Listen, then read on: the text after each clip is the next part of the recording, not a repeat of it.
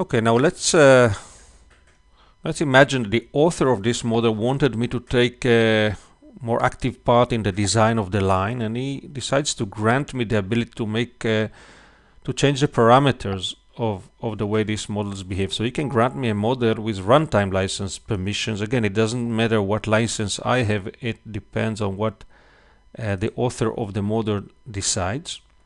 So of course I have all the functionality of a viewer license that I had before. I can see the model, interact with it, and take a look at the analysis of the workload on the machines.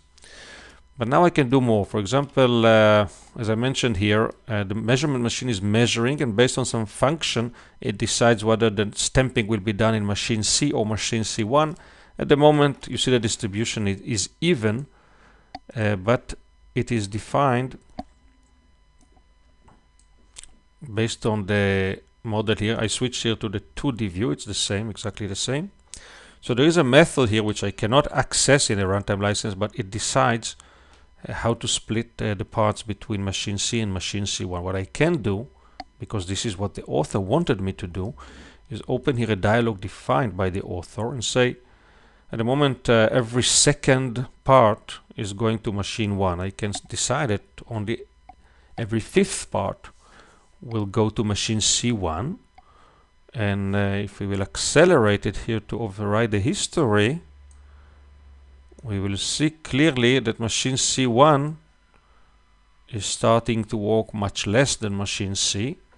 I don't know if it's good or bad, but I can take decisions here. I can switch it, for example, to every part will go to machine 1. Very quickly you're seeing that machine C is being starved here.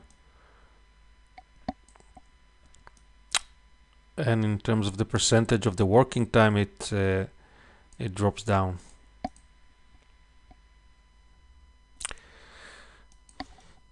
Again, we can take it back to the even distribution between the machine. If you run it for 1 day,